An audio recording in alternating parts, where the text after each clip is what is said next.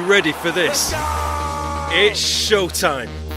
Lights, fans, action. Oh yeah, we've got action. Faster, tougher, more ferocious. There's nothing like League. This is the Betfred Super League.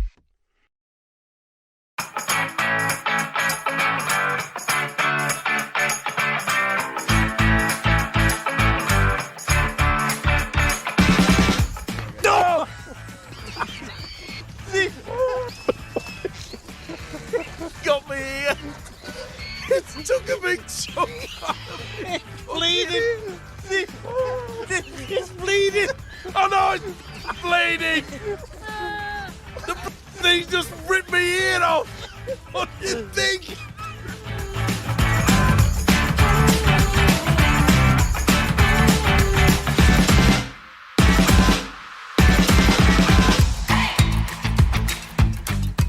Hello and welcome to this week's edition of Eddie and Stevo, the podcast, here every time with the help and support of Rugby League's major sponsors, Betfred.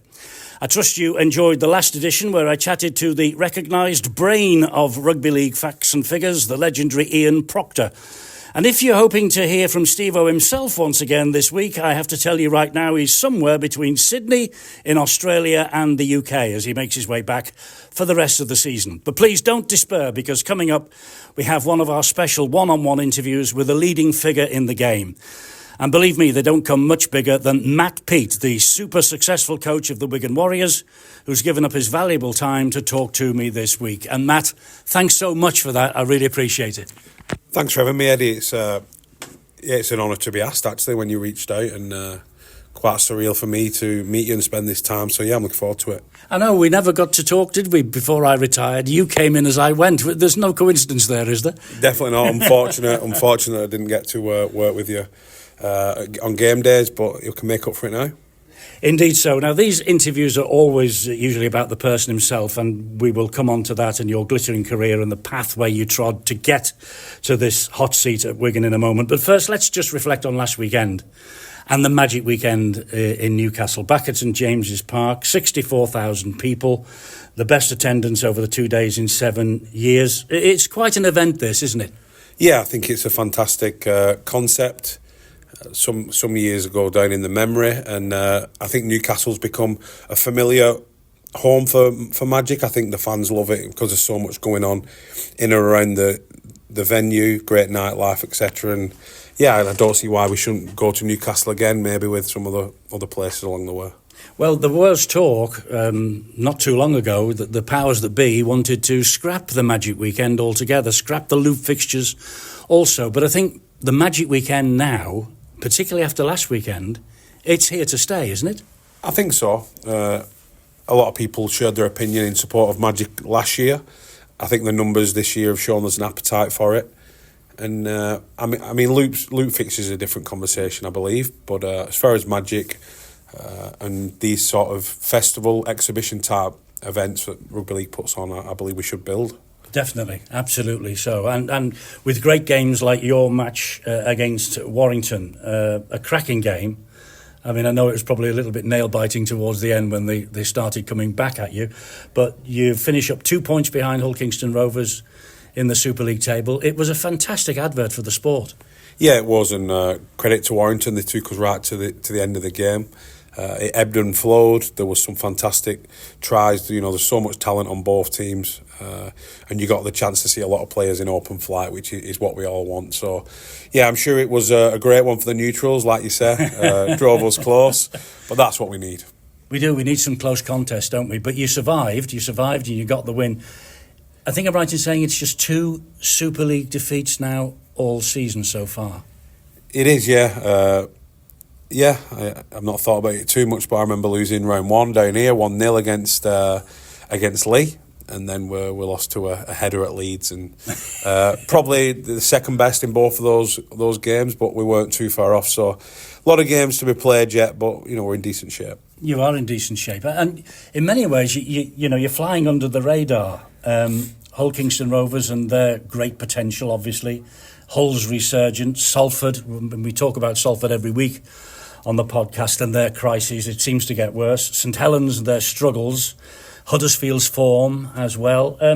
You must be happy, though, that people maybe aren't looking at you too closely and you are flying under the radar? Yeah, I think the attention ebbs and flows across the league, and hopefully we get a little bit of it at some point. But yeah, I'm happy where we are. I can see why it's not that interesting. You know, we're not unbeaten, and we're not losing a lot of games. So, like I said, steady away. We'll keep trying to build, and you know the media will talk about what's interesting. Well, they will, and they've all got their own ideas and what they should be and shouldn't be talking about. They all talked about Las Vegas, of course. What a trip that must have been for you. Yeah, it was surreal. It was exciting. It was high pressure and intense. I found it very intense for myself as coach, for the group. There was so much going on in and around training and the game. Obviously, so much PR, media, fan engagement, which is what it was all about, really. But then we're tasked with trying to win a game and a tough game at the weekend. So I think we got the balance just right and the players delivered. But yeah, anyone who was there will tell you it was an unbelievable event. And if the stories we're hearing about another Super League game there next year, I'd be all in favour in that. And you know, I think the players and the clubs that go will see exactly what I'm talking about. Yeah, it was a jamboree, wasn't it? I mean, we kept seeing it on the TV back home here. And it was everything you'd want about the game. The game was headline news almost. But I suppose when you came back, quite an anticlimax to come back to the bread and butter of the Super League. It was a challenge. You know, alongside the fatigue from the flights and missing a bit of training over there. There was the challenge of, you know, realising that it isn't like that every week. But that's life. It's like when you're playing a grand final or a full stadium one week and then the week after it's not quite the same. So I think we are used to it. But what it did show was that what stage this game can be played on and what attention it can hold, and then it's a matter of keeping it. It is, trying to keep hold of all of that's going on. As I say, you hit top form in Vegas, no question about that. People are saying you haven't hit your straps quite just lately. Is that a fair comment? Well, despite the fact that you keep winning. Yeah, I mean, you're not going to win every game by a comfortable margin. There's a lot to contend with. I mean, one thing about Vegas was it was played indoors on a fast track, so there was always going to be some on a great surface. There was always going to be some open running play, and there was always going to be points in those games, I believe.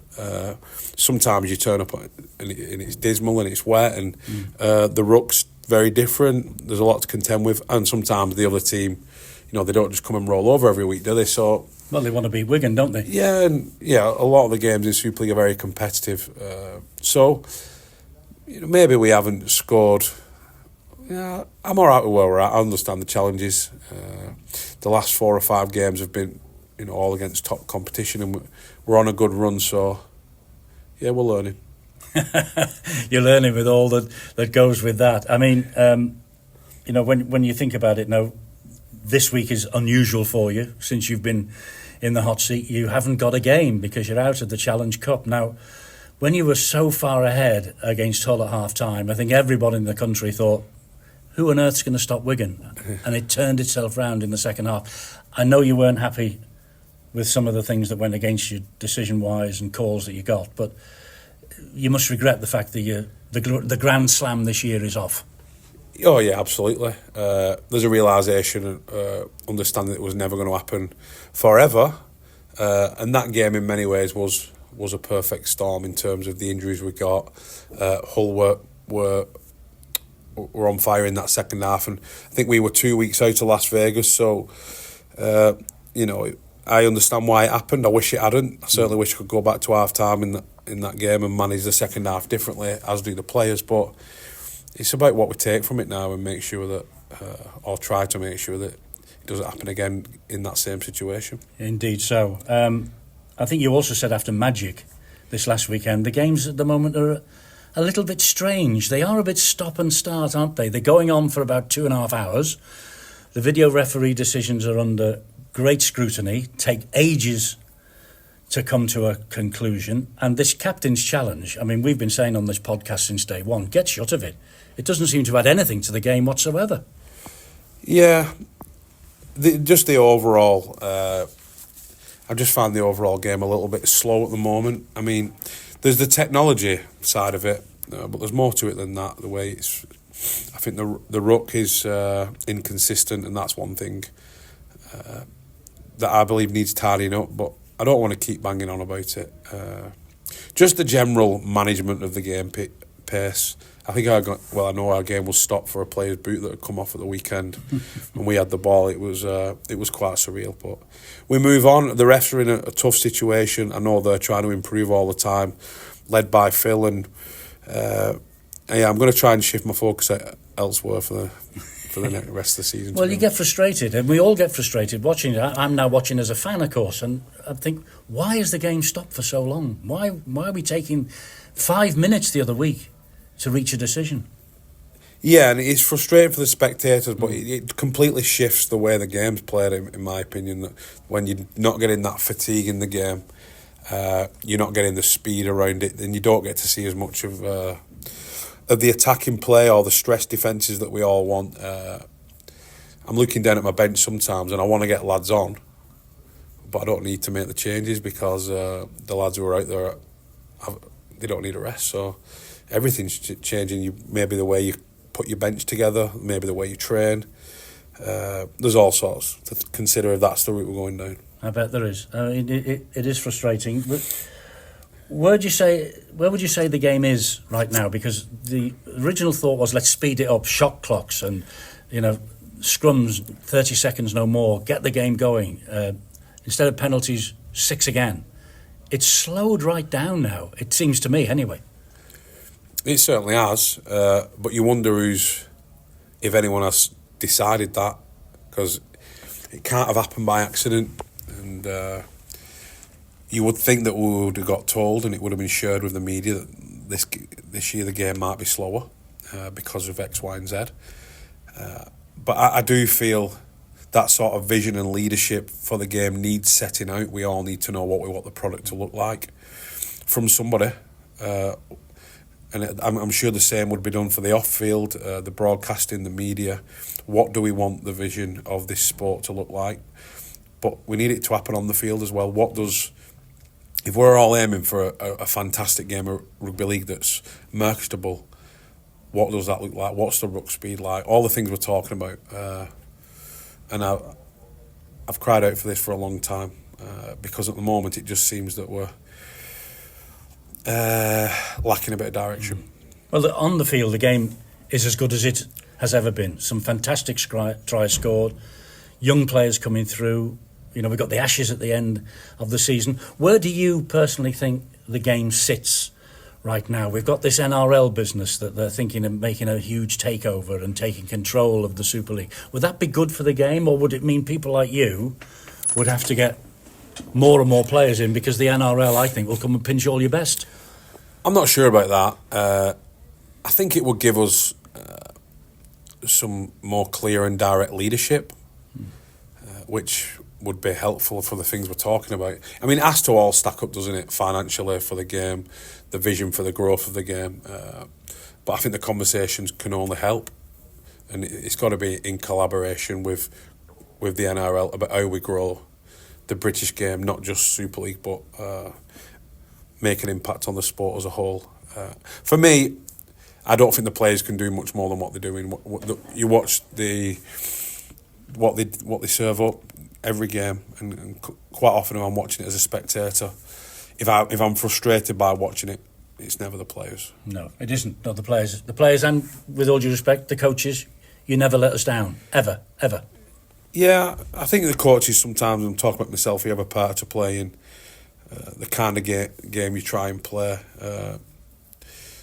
Certain way, you encourage your players to carry themselves in the right way and not get involved with the referee too much, and we don't always get that right, but we're certainly trying. They talk about growing the game. I mean, I know you must have been disappointed. The fans were heartbroken. I was disappointed. You never got the chance to have a dig at Penrith again. this year. The World Club Challenge went because of the Vegas event. I understand that. They're talking now about home and away next year in 2026.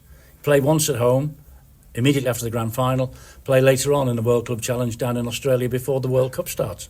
That wouldn't be bad, would it? That's news to me. No, I think whoever wins the Super League and the NRL would love that opportunity. Do you think they're as keen on it as we are, the Aussies?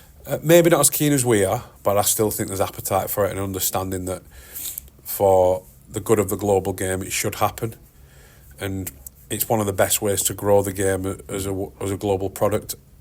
Same as the international scene. I think we all know for rugby league to go to the next level, the international scene is the pinnacle, pretty much of any sport really, country against country, and we should all be behind that and hoping it's a great Ashes series, hoping it's a great World Cup, because that is what gets the column inches, gets eyes on the game, and it trickles down from the top, I think. And wouldn't it be wonderful for us to celebrate an Ashes win for the first time since 1970? I know your mate Sean Wayne is hell-bent on making that happen, but wouldn't it be fantastic for the game? It would be magnificent. It would be a massive shot in the arm for everyone, I believe, and just reignite that attention that we crave. OK, look, enough of all that. Let's talk about Matt Peet, the man, yourself, and how you've got to this stage of your career. You're a Wiganer born and bred. You played at amateur level, but you never played at the professional level. That doesn't seem to have hindered you in any way, shape or form. No, I don't think so. I get asked that a lot, and people find it very interesting, but for me, if you think about what a coach has to do, it's not that linked to having done that. I think it gets you a bit of credibility at the start if you've played at that level, but I went down another path and I've coached for a long time. And yeah, fortunate for me, I've worked with players and staff over the years who've not treated me any different because I hadn't played at that level, and hopefully I've repaid them over the years with some decent coaching. Well, absolutely, and you're a winner, for goodness sake, you're a winner. You won everything that is possible to win in the game as a coach and the coach of Wigan. I mean, that's a tremendous CV you've got. Yeah, it's unbelievable when you think about it, and I'm very fortunate to have been coaching at this club in this period. I think top to bottom, it's very solid, very aligned. The club throughout, from the owner and the board, right through our academy into the community. It's a special place to work, and we've got some great players who are good lads as well. So, no, I've got the staff around me, particularly my assistants, Sean, Tommy and John Duffy are fantastic. And yeah, like I say, my role gets quite a bit of attention, but I think everyone at the club's playing in a good place. All throughout the club, you've got excellent coaches, and everyone does the bit. We get on well, and I take great pride in trying to lead that and drive that, give everyone ownership, I guess. But you're right, ultimately there's some decisions that get made where you've got to put your hand up and lead. Have you had difficult decisions to make in the period you've been here? Yeah, loads. Daily. I mean, even picking the team every week. I mean, every decision ultimately comes back to the head coach in terms of selecting the team, deciding how we train, who we keep, who we move on, who we bring in. Even the staff that we've got, it's myself and Chris are the key decision makers when it comes to the rugby side of it. So yeah, whether they're difficult or not, yeah, they're difficult. I'm sure. Yeah, that's what you get judged on, really. But you've not got much snow on the roof, so you're not doing so bad. All right. Okay. No. I just take it day by day, to be honest with you. And you sleep well. Yeah, I sleep well. Yeah, I love it. I'm very privileged to work with these players. I think whenever there is the odd sleepless night, it's normally around someone being injured or suspended, or you're going to lose a player or potentially lose a player. And, but as far as the lads, they've never let me down. Well, they haven't. I mean, it has been tremendous. You cut your teeth actually in the academy game, didn't you? Am I right in saying that your academy team at the level that they were at, they won 6 out of 7 grand finals. Yeah, I'm not sure the number, but we had some good players at the time. Yeah, always. I mean, it's Wigan, isn't it? It's for me, you know, the era I grew up in, and the schoolboy teams I grew up playing it in and with at that time, because the first team was flying and untouchable. Really, I've just been brought up with a thing where there's a high expectation at this club all the time. So, you know, I said it when I first got the job that this club has to be in and around the big games, and as you mentioned, this weekend it's a sad one for us, but we've got to take the lessons from it and make sure we're in the next one. I'm told that St Helens' domination recently was maybe the key to everything that's gone on since. They were a little bit upset at this club that you weren't number one, you weren't the kings of the hill, and St Helens' domination spurred everybody on from Chris Radlinski down to make sure that you got back where you think you belong. Yeah, I think there's an element of that. You know, they're a great rival of us, local, and they were a fantastic team. But I was kind of just thinking that, you know, after Wayne left, and there was things in between COVID, etc. Lammy didn't get a fair run with the players with COVID, and maybe some. I don't know. We lost our way a little bit, and I just thought it was a case of getting in and restoring some order, really. I did one of these interviews with Chris for the podcast last year when you were negotiating with Bevan French. And he said to me that Bevan French's number one question when the offer was put to him for a long-term deal here was, what's happening to Matty Peet? What's his future? He only signed, so I'm told, because he knew that you were going to be here for a long time as well. Is that fair comment? If Chris says that's news to me, I know that if I was going to stay, I'd want Bevan to stay as well. So it's a mutual respect, yeah. Yeah.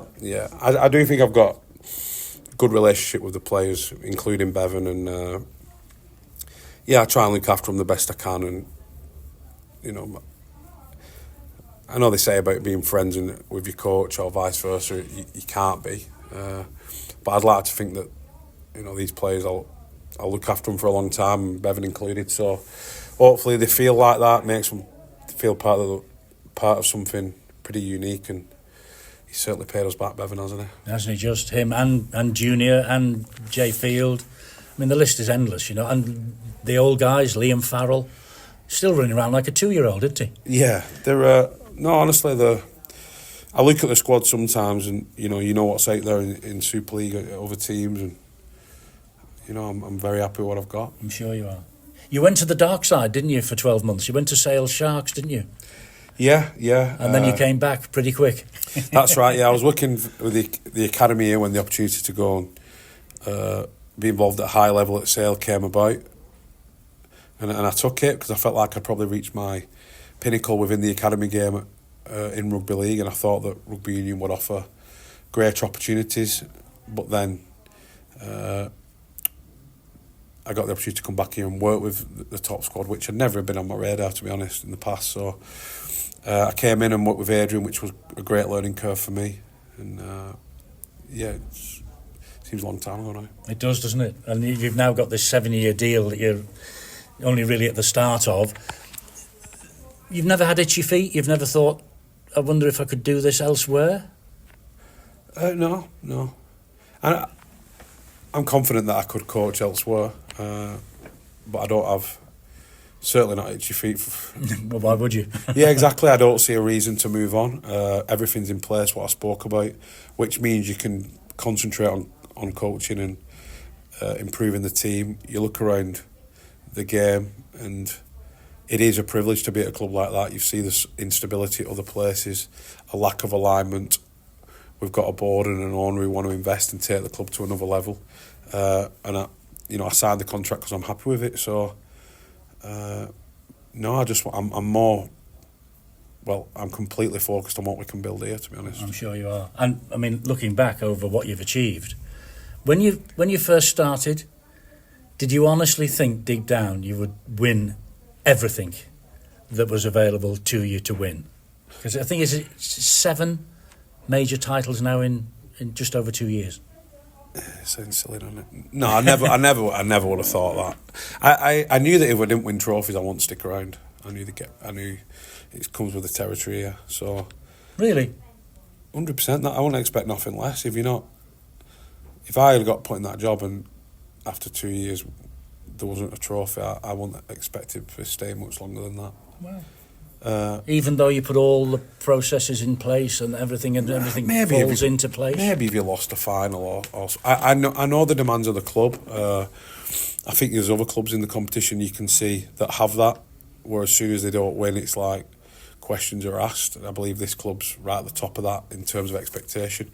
There's other clubs can sit around the bottom half of the league, and it's as long as it's just a different expectation. If you have a few good wins and you play a good brand of rugby, people can be relatively pleased, but I wouldn't expect that from Wigan. You've got to be a winner here. That's what you're saying. You've got to win things at this club. Yeah.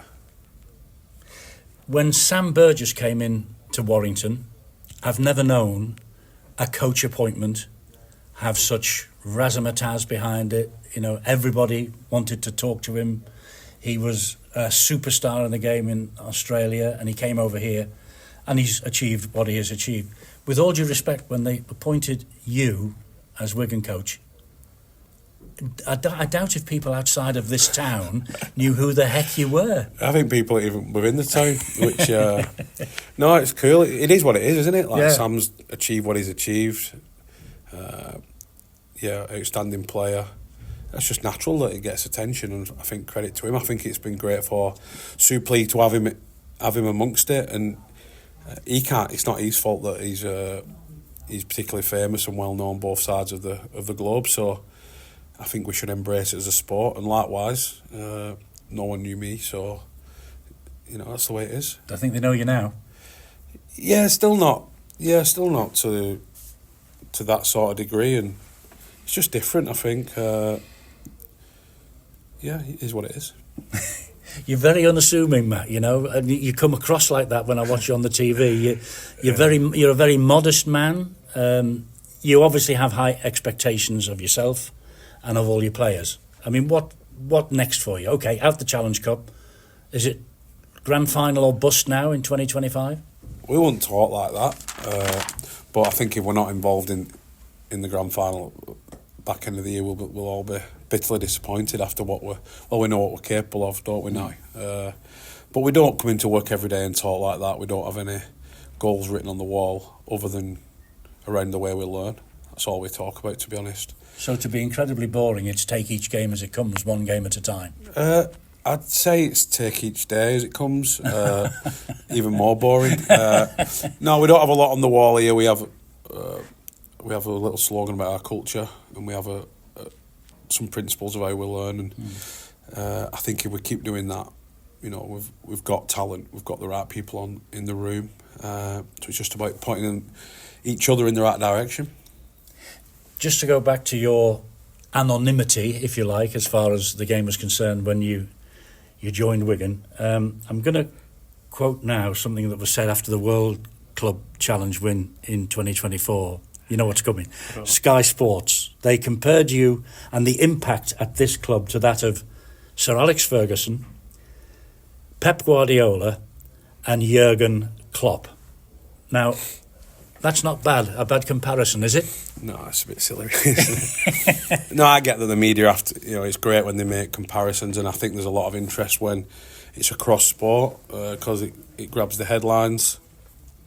On those three coaches, if there is something I would love to represent, which they do, it's nothing to do with the levels of success. It's more about how all of their teams represented their town or their city in the right manner. Like I think what Klopp did at Liverpool before they were winning things, the way he spoke, the way he interacted, the way he carried himself with the supporters and the people of that area, it can gather momentum around a sporting organisation, which then transfers to the field, which then transfers to the terraces. So that's kind of the approach I'd like to emulate. I mean, the trophies and the money is a different thing. Yeah, you wouldn't mind on £500,000 a week, would you? It wouldn't be so bad, no. But I'm all right. I'm I'm happy. sure you are. But I mean, there you go. I mean, that is the comparison that people made of you. Is there a great demand on your private time to go out and search for the next junior and Sember and talk to community clubs from whence you came and say, look, we need you, we want you?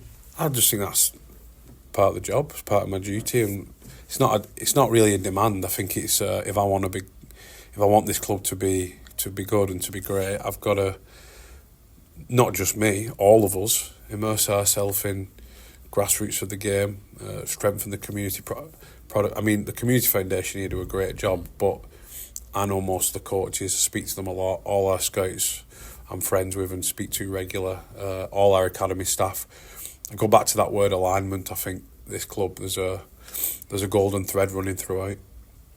And as we came into the room to do this interview, there's a young lad outside who said hello to you, and you shook his hand, and you shook hands with all the lads that were there.